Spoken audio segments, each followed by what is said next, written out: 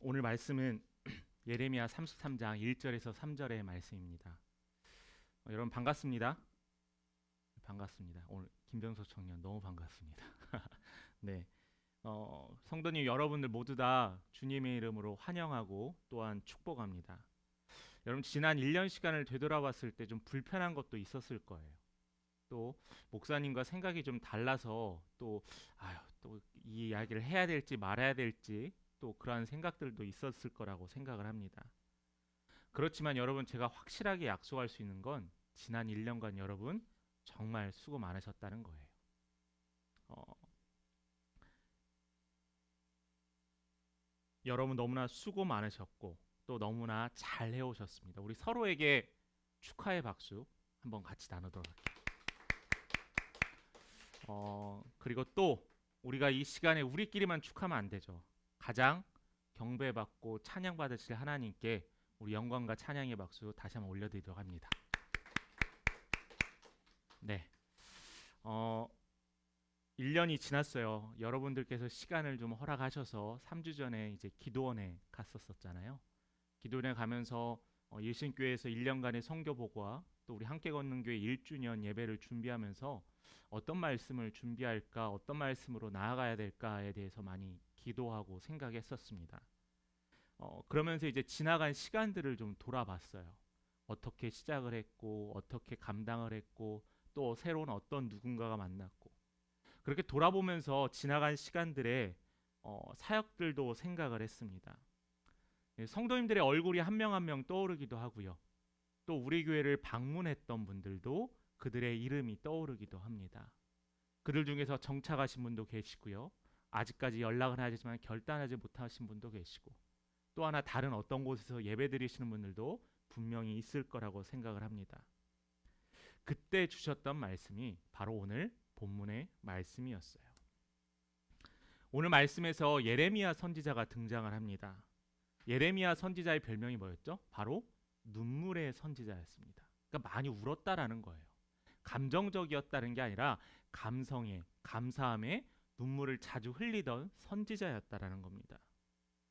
이 예레미야가 활동했던 시기가 언제냐면은 이스라엘이 북이스라엘과 남유다로 나뉘었는데 남유다의 마지막 멸망을 앞둔 그때에 이 이스라엘이 등장을 하게 되었습니다.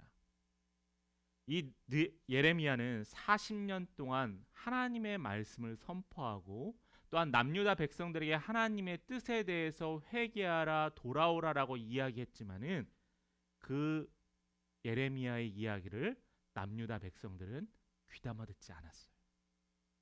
그래서 결국 그들은 거짓 선지자들의 유혹에 거짓 선지자들의 유혹하는 그 말들에 넘어가서 결국에는 하나님을 우상을 하나님으로 접했던 남유다 백성들이 있었습니다.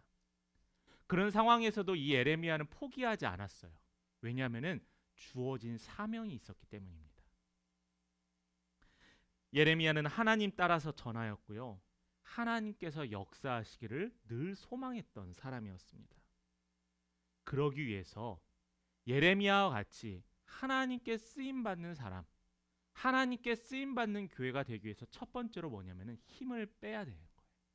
힘을 빼야 됩니다. 몇 년 전에 제가 사역을 하면서 오랜만에 축구 시합을 하게 되었어요. 제가 젊었을 때 저를 아셨던 분들은 그래도 목사님 축구 좀 하셨지라고 생각하시는 분 있겠지만 좀 축구 좀 했습니다. 그런데 정말 오래간만에 축구를 하려고 운동장에 나가서 이제 공이 저에게 굴러오는 거예요. 그래서 저는 예전 생각에 있는 힘껏 공을 발로 뻥 차려고 했죠. 근데 공은 제 앞에서 떼굴떼굴 굴러가고 저도 떼굴떼굴 굴러갔습니다. 오래간만에 안 쓰던 근육을 쓰니까 다리가 근육이 늘어나게 됐어요. 그래서 결국에는 축구 오래간만에 하려고 나갔던 운동장에서 그 다음 날부터 계속 병원에 다녔었던 기억이 납니다. 이 이야기를 하는 것은 바로 몸을 풀지 않고 근육을 풀지 않고 운동을 했더니 이러한 현상이 생긴다는 거예요. 근데 여러분 혹시 그것도 아시나요? 제가 물론 프로 선수는 아니지만 프로 선수들도 충분하게 몸을 풉니다. 그래서 자신의 몸의 근육을 이완시키고 운동할 수 있는 준비를 해서 땀을 흘리기도 하죠. 그런데 프로 선수도 이런데 겨우 동네에서 축구하는 제가 그냥 다짜고짜 했으니 다쳤던 것은 당연한 일이었던 것 같아요. 준비 운동을 제대로 하지 않고 훈련이나 실제 시합을 치른다면은 그 어떠한 능력 있는 운동 선수도 다칠 수 있거나 실력을 제대로 발휘하지 못할 수 있다라는 겁니다. 책 이름 중에서 좀 재밌는 책의 이름이 있었어요. 그 책의 이름이 뭐였냐면은 유연한 사고의 힘이라는 책입니다. 이것은 뭐냐면은 우리가 생각을 할 때 기존에 있었던 상식과 또한 억눌렸던 기존의 틀에서 벗어나라는 거예요. 너무 힘을 주지 말고 힘을 빼라는 책의 내용입니다. 그래서 이렇게 준비 운동을 하는 이유는 우리의 긴장하던 그 몸의 힘을 빼기 위함이었어요. 그런데 실력이 뛰어난 선수일수록 힘을 빼는 훈련을 잘합니다. 실력이 있는 선수일수록 자신이 어떻게 준비해야 되는지 잘 아는 선수라는 거죠. 이게 마냥 선수들 운동선수만이 아니라 악기를 다루는 음악가 또한 악기를 다루면서 목소리를 내는 가수 또한 마찬가지예요. 손목을 풀고 손을 풀고 목소리를 풀면서 준비를 합니다. 그런데 오늘 선지자 예레미야는 이렇게 힘을 빼지 못했었어요. 눈물의 선지자였고 40년 동안 사역했던 이 예레미야가 하나님 보시기에 힘을 빼지 못했었던 거예요. 본문에서 보면은 본문에서 이 예레미야는 다급했어요. 왜 다급했냐면은 바벨론이라는 그 당시에 강력한 군대의 느부갓네살 왕이 이 남유다를 치러 온다라는 거예요. 그래서 예루살렘을 포위하고 이제는 이 성전이 무너질 위험에 처하게 되었습니다. 그래서 예레미야는 다급했어요. 왕에게 달려가서 준비해야 됩니다. 하나님께 회개해야 합니다. 하나님께 도움을 요청하십시오라고 그는 다급했습니다. 자신의 조국이 멸망할 위기에 처했는데 다급하지 않을 사람이 누가 있겠어요? 왕과 또한 남유다 백성들에게 회개하라고 동분서주 외쳤지만은 왕을 비롯한 사람들은 예레미야의 말에 귀 기울이지 않았어요. 오히려 이 예레미야를 33장 1절에 나와 있듯이 시위대 뜰에 갇혔게 했다는 거예요. 감옥에 보내지는 않았지만은 이 시위대들이 감옥과 같이 그를 다른 사람들과 격리시켰다라는 겁니다. 예레미야는 자신의 민족이 타락해가며 멸망할 것을 알기 때문에 다급하여지고 마음에 조급함이 생겼어요. 사랑하니까 조급함이 생겼겠죠. 그것은 선지자로서 품을 수 있는 당연한 마음입니다. 그런데 이 예레미야의 실수가 여기서 발견할 수 있어요. 뭐냐면은 걱정에 그치는 것이 아니라 조급함에 이르게 됐다는 거예요. 조급함이 뭐죠? 우리가 어떤 성과를 빨리 이루기 위해서 우리는 다양한 방법들을 찾는데 마음에 급해지는 거예요. 빨리 이루어져야 되는데, 빨리 무엇을 해야 되는데 라는 생각이 우리들의 삶과 마음을 지배하고 있다는 거예요. 그래서 하나님께서 명령하신 이 선지자 예레미야도 마음에 조급했어요. 근데 이 조급함의 문제가 뭐였냐면은 하나님이 없는 조급함이었다는 겁니다. 물론 예레미야의 마음에 공감을 합니다. 분명 저라도 그랬을 거고요. 여러분들도 그랬을 겁니다.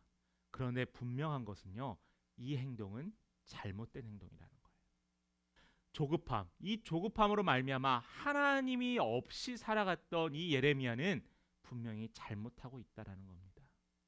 그가 비록 외치는 소리가 회개하라 돌아오라라는 외치는 하나님의 말씀이었지만은 하나님 없이 외치는 하나님의 소리였다라는 거예요. 또 다른 말씀의 예가 있습니다. 11월 1일부터 새벽 예배 지금 사사기 말씀으로 우리가 말씀을 읽고 나누고 있는데 여러분 홈페이지를 많이 활용해 주시기 바래요. 이 새벽에 사사기 말씀을 같이 나누고 있는데 이 사사기 말씀의 앞부분에서 예레미야와 같은 비슷한 상황에 처하게 됩니다. 하나님께서 이 사사기 앞부분에 나오는 데서 이 사사들이 하나님께 부름을 받고 이스라엘 백성들이 하나님의 부름을 받고 하나님이 예비하신 그 가나안 땅을 정복하는데 그들의 하나님의 명령을 듣지 않고 그들의 생각이 먼저 되는 상황이 나타나요. 그들은 하나님을 기억하지 못했습니다. 하나님의 명령이 무엇이었는지 우리 한번 되살펴 보도록 합니다. 신명기 9장 3절의 말씀입니다. 9장 3절 말씀 함께 읽어보겠습니다. 시작. 오늘 너는 알라 내 하나님 여호와께서 맹렬한 불과 같이 내 앞에 나아가신즉 여호와께서 그들을 멸하사 내 앞에 엎드러지게 하시리니 여호와께서 내게 말씀하신 것 같이 너는 그들을 쫓아내며 속히 멸할 것이라. 자, 여기서 뭐라고 이야기하고 있어요? 하나님께서 이스라엘 백성, 애굽을 탈출하고 구원하셨던 이스라엘 백성들을 향해서 하나님께서 그 가나안 땅에 살고 있는 그들을 쫓아내거나 그들을 멸하라고 하셨어요. 근데 사사기에 등장하는 이 이스라엘 백성들은 하나님께서 그들의 전쟁을 통해서 승리하셨지만 어떤 행동을 취했냐면은 그들과 타협하기 시작했습니다. 그들이 자신들보다 더 강한 무기였던 철을 가지고 사용하여서 두려워서 그들은 하나님의 이야기를 듣지 않았고 오히려 가나안 족속과 타협했어요. 뿐만 아닙니다. 그들의 노동력을 활용하기 위해서 그들을 가르치지 않고 그들의 힘을 사용했어요. 뿐만 아니라 요셉 지파 같은 경우에는 과거에 가나안 여리고성을 들어갈 때 기생 라합의 힘을 통해서 얻었던 그 과거의 사건들을 가지고 자신들도 하나님께 구하지 않고 그 과거의 사건을 활용합니다. 과거에 똑같은 사건이고 똑같은 방법이었는데 이 방법은 무엇이 함정이었냐면은 하나님이 없었다라는 거예요. 야고보서 1장 5절의 말씀 한번 같이 읽어봅니다. 야고보서 1장 5절입니다. 시작. 너희 중에 누구든지 지혜가 부족하거든 모든 사람에게 후히 주시고 꾸짖지 아니하시는 하나님께 구하라. 그리하면 주시리라. 자, 이스라엘 백성들은 하나님과 타협하는 게 아니었어요. 하나님의 말씀에 순종하는 것만이 오히려 그들에게 주어진 사명이라는 겁니다. 그런데 그들에게 지혜가 없고 무서운 무기 때문에 두려워하고 어떻게 저들을 무찌를지에 대해서 걱정하는 마음이 있다면은 방금 읽었던 야고보서 1장 5절의 말씀과 같이 하나님께 구하라라는 거예요. 구하면 어떻게 하신다고요? 주시는 하나님이 계신다는 거예요.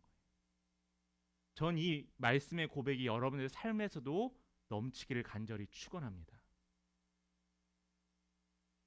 사람이 자기 계획과 자기 목적을 위해서 열심히 하다 보면은 기도할 시간이 부족합니다. 그리고 예배와 말씀에 귀 기울일 시간도 없어요. 주일의 예배를 오늘은 좀 다르게, 오늘은 좀 한 발짝 뒤에서,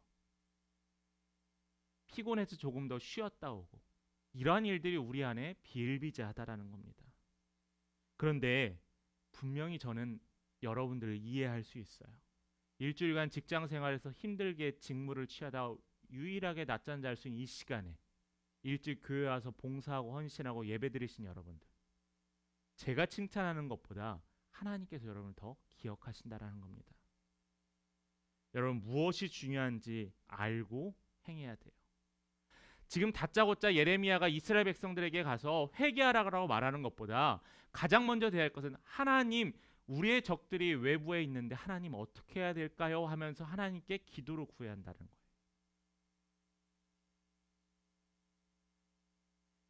하나님을 배제하고 일을 하려고 하니까 오히려 하나님께서 예레미야를 어떻게 하셨냐면은 33장 1절에 나와 있던 것처럼 뜰에 가두어 놓았어요. 아무것도 할 수 없게 하나님께서 그를 어떻게 보면은 보호하시고 가두어 놓으셨다라는 겁니다. 그래서 예레미야는 자신의 힘과 능력과 지혜의 힘을 뺐어요. 왜냐하면 아무것도 할 수 없는 상황에 처했거든요. 그러므로 말미암아 예레미야가 감옥에서 깨어나 기도하기 시작했다는 겁니다. 하나님께서 우리의 인생의 주인이십니다. 하나님께서 사람을 사용하는 조건 중 제일 중요한 것은 주권을 포기하라는 거예요. 너의 삶의 주인이 너가 아니라 나 여호와 하나님이라는 겁니다. 그래서 저는 믿음이 무엇이냐라고 저에게 물은다면은 저는 이렇게 정의하고 싶어요. 하나님을 믿는 것은 힘을 빼는 것이라고 정의하고 싶어요. 내가 무엇인가를 이루기 위해서 발버둥 치고 내가 가진 힘을 쓰는 것이 아니라 가장 먼저 하나님께 구하신 여러분 됐으면 좋겠습니다. 내 힘을 빼고 나의 경험을 제외하고 하나님의 은혜와 능력을 힘입는 것이 믿음의 영역입니다. 내 생각이요 고집이 될 수 있어요. 내 고집이 교만이 될 수 있습니다. 내 뛰어난 능력과 배경과 학식이 하나님의 일하심을 막을 수도 있다라는 거예요. 여러분, 힘들다면서 왜 맡기지 않으세요? 불편하면서 왜 이리 힘주고 살아가십니까? 하나님을 신뢰하신 여러분 되시길 간절히 기도합니다. 두 번째로는 하나님께서 우리를 위해 앞장서 주세요. 하나님께서 살아가는데 여러분들 우리가 뭐 젊고 아직 연세 드신 우리의 부모님의 세대보다는 젊지만은 세상이 마음같이 되던가요? 전혀 마음같이 되지 않더라고요. 계획대로 되지 않더라고요. 실수는 물론이고 실패도 합니다. 이 실패를 통해서 좌절도 하고 절망도 합니다. 어떤 이들은 이래서 삶의 회의감을 느끼는 사람들도 있어요. 분명히 내가 가는 이 길이 맞는 길 같은데 어떻게 하면 좋을까? 그 하나님의 인도하심의 대표적인 이야기가 출애굽의 이야기예요. 우리 출애굽기 13장 17절의 말씀을 같이 읽어보도록 하겠습니다. 읽겠습니다. 시작.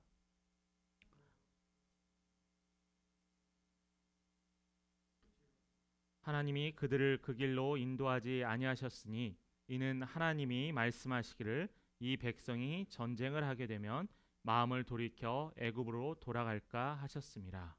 자, 이스라엘 백성들이 하나님의 인도하신 가운데 애굽을 탈출을 했어요. 구원받았어요. 근데 이 하나님이 예비하신 가나안 땅에 들어가게 되었는데 이 긴 여정을 출발했습니다. 그런데요, 이 가나안 땅에 들어가는 것은 빠른 길이 있었어요. 그런데 하나님께서 어떻게 하셨냐면은 돌고 돌아 무려 40년간 광야, 사막에 있게 하셨던 거예요. 이스라엘 백성들이 그 길을 몰랐을까요? 하나님께서 어떻게 가야지 그 길이 빨랐을까를 모르셨을까요? 우리는 원망하죠. 하나님, 빠른 길 놔두고 왜 우리를 이렇게 돌고 돌게 하십니까? 근데 하나님의 계획이 있으셨다는 거예요. 출애굽기 13장 21절입니다. 제가 읽겠습니다. 여호와께서 그들 앞에서 가시며 낮에는 구름 기둥으로 그들의 길을 인도하시고 밤에는 불 기둥을 그들에게 비추사 낮이나 밤이나 진행하게 하시니. 이스라엘 백성들이 이 광야 땅에서 훈련하시고 그들의 사랑을 표현하셨다는 거예요.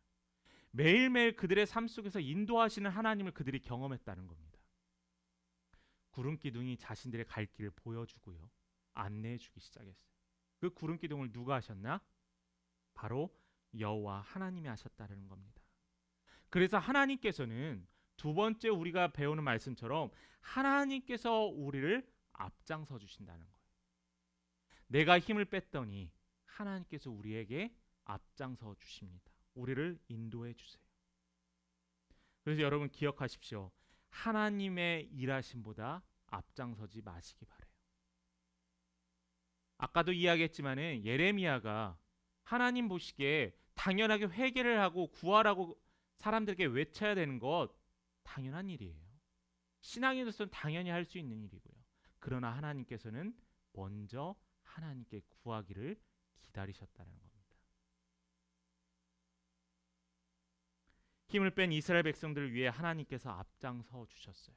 힘을 빼지 않았다면 이스라엘 백성들의 앞에 전혀 하나님께서 그들을 인도하지 않으셨을 겁니다. 여러분, 내 힘을 빼고 하나님을 쫓으시는 우리 믿음의 성도님 되시길 바랍니다. 우리 마지막 세 번째는 여러분 기억하십시오. 때와 기한은 하나님의 권한에 속한 일입니다. 기다림이란 무엇일까? 기다림이란 나의 방식과 하나님의 방식의 차이를 깨닫는 시간이에요. 그러니까 우리가 그냥 마냥 기다리는 것이 시간을 보내는 것이 아니라 하나님이 계획하시는 것과 내가 생각하는 것 차이를 깨닫는 거예요.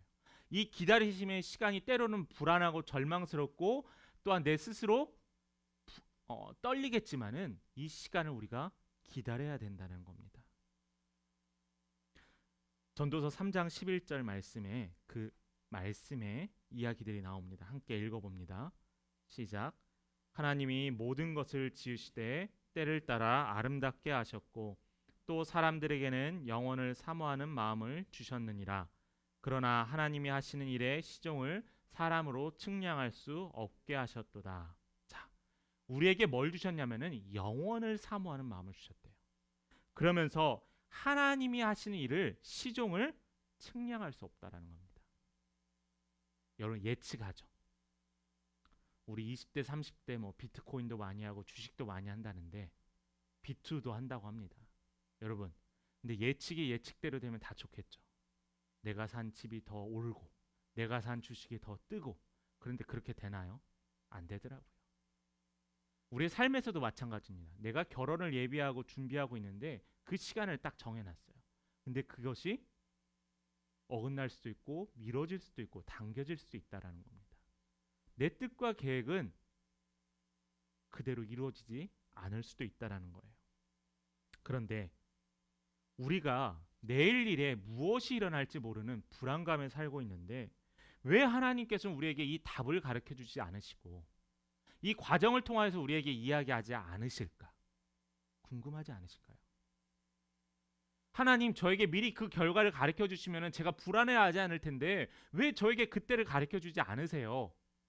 원망할 수도 있습니다. 그런데 하나님의 이 모든 것의 뜻과 계획은 우리를 사랑하기 때문이라는 거예요. 결과를 미리 알고 신앙생활을 알고 결과를 미리 알고 직장과 가정생활을 하는 것이 오히려 더 불안하고 더 크다는 것을 우리는 알고 있어야 한다는 거예요. 그래서 이 예레미야를 뜰 안에 갇혀놨던 이유가 무엇이었냐면은 하나님만 바라볼 수 있겠다라는 겁니다. 그러므로 말미암아 하나님께서 우리가 그 뜰 안에서 하나님을 바라볼 수 있게 했다라는 거예요. 예레미야 33장 3절의 말씀을 우리 같이 읽어봅니다. 한 목소리 같이 읽겠습니다. 시작. 내가 알지 못하는 크고 은밀한 일을 내게 보이리라. 자, 여러분 이 말씀 기억해 보세요. 내가 내게 부르짖으라. 너는 내가 내게 응답하겠고. 여러분들 이름을 불러 기억하셨으면 김순규 너는 하나님께 부르짖으라. 하나님께서 김순규에게 응답하겠고. 김순규가 알지 못하는 크고 은밀한 일을 나 김순규에게 보이신다는 거예요. 여러분들도 동일합니다. 하나님께서 말씀으로 약속해 주셨어요. 하나님께서 자신의 힘을 빼지 않고 자신이 무엇인가를 하려고 했던 이 예레미야를 뜰 안에 갇히고 나게 해서 하나님께서 이 예레미야가 하나님만 바라볼 수 있는 시간을 허락하셨는데 그리고 나서 하나님께서 주셨던 말씀이 이 말씀이에요. 너는 다른 무엇인가를 하려는 것이 아니라 나한테 기도하여라. 나한테 부르짖어라. 나한테 외치라라는 겁니다. 예레미야가 기도하지 않아 이런 말을 하신 것이 아닙니다. 그럼에도 하나님께서 예레미야에게 부르짖을 것을 기도할 것을 명령하셨어요. 이것이 바로 하나님을 향한 우리의 믿음의 시간입니다. 여러분 하나님 믿지 않으면 기도가 안 나와요. 하나님을 신뢰하지 않으면 기도가 나오지 않아요. 금방 지치고 우리는 포기하기 일쑤입니다. 그런데 확고한 믿음이 있는 사람은 준비하고 계획하시는 그 때와 기한을 기다리면서 하나님을 신뢰해요. 때로는 내가 갇혀있고 아무것도 할 수 없는 이 상황에서도 하나님을 바라볼 수 있도록 하나님을 소망한다는 겁니다. 개척하며 매번 고백하는 것은 오늘 말씀의 제목처럼 하나님께서 하십니다라는 거예요. 그리고 하나님께서 이루셨다라는 고백입니다. 저는 대단한 능력이 없습니다. 다만 하나님께서 말씀하신 그 사명에 순종할 뿐이에요. 목소리가 좋고 기타를 치고 말씀에 뛰어난 재능이 있고 뛰어난 프로그램을 습득하고 아니요, 저는 하나님의 사명에 순종할 뿐이라는 거예요. 무엇인가 내가 원하는 대로 돌아가지 않아도 하나님의 때를 기다립니다. 그래서 우리는 무엇을 해야 되냐면은 그 시간에 반응하면 돼요.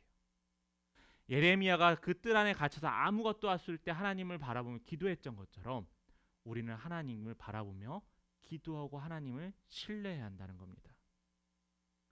우리는 맡겨진 일에 최선을 다하시면 돼요. 공부하는 학생들은 공부에 최선을 다하면 되고요.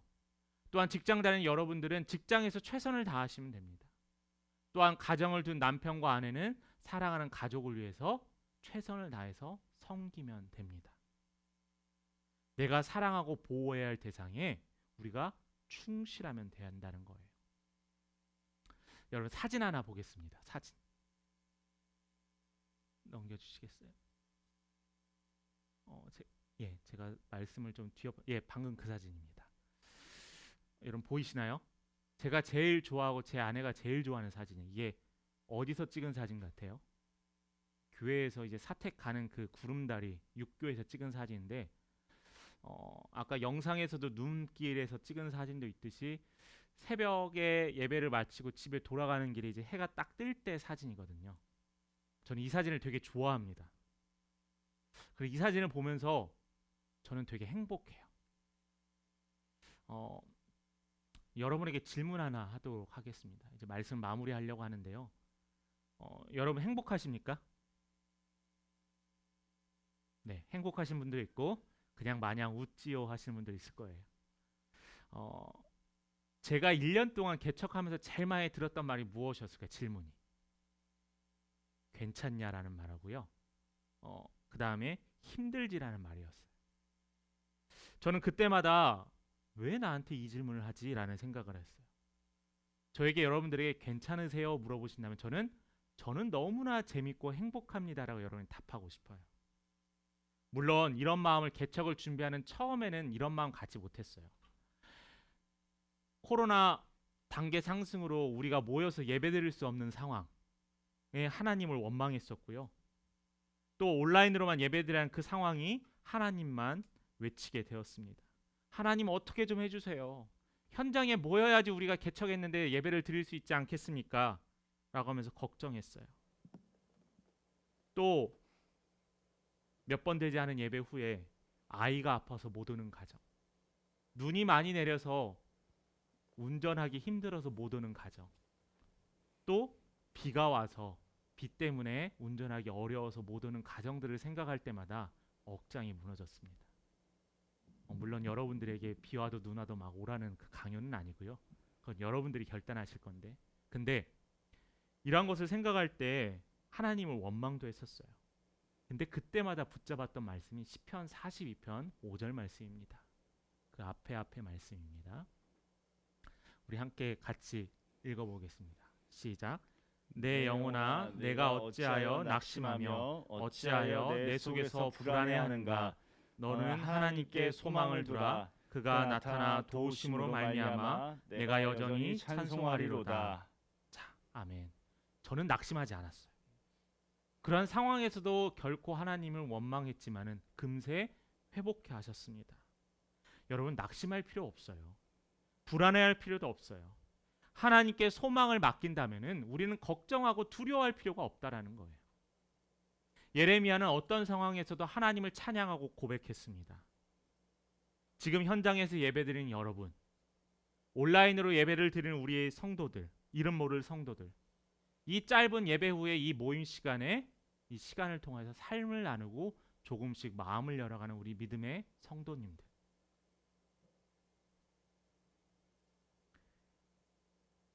최선을 다해 할 수 있는 것을 찾아가는 성도님들, 너무나 행복합니다.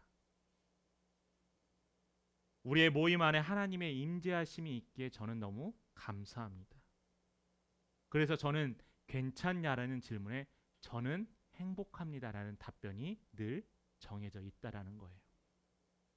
우리에게는 특별한 권리가 있습니다. 전능하신 하나님의 보호와 인도를 받으며 인생을 살 수 있다라는 거예요. 광야의 이스라엘 백성들을 향한 약속, 미움을 받고 시위대 뜰에 갇혔던 예레미야를 향한 약속, 또한 이 함께 걷는 교회를 통하여서 약속하시고 소명을 보여주셨던 하나님의 그 약속, 그 약속은 반드시 하나님께서 지키시기 때문이에요. 여러분, 하나님이 하십니다. 하나님께서 하십니다. 이 말씀의 고백이 여러분들의 입을 통하여 풍성해지기를 간절히 기도합니다.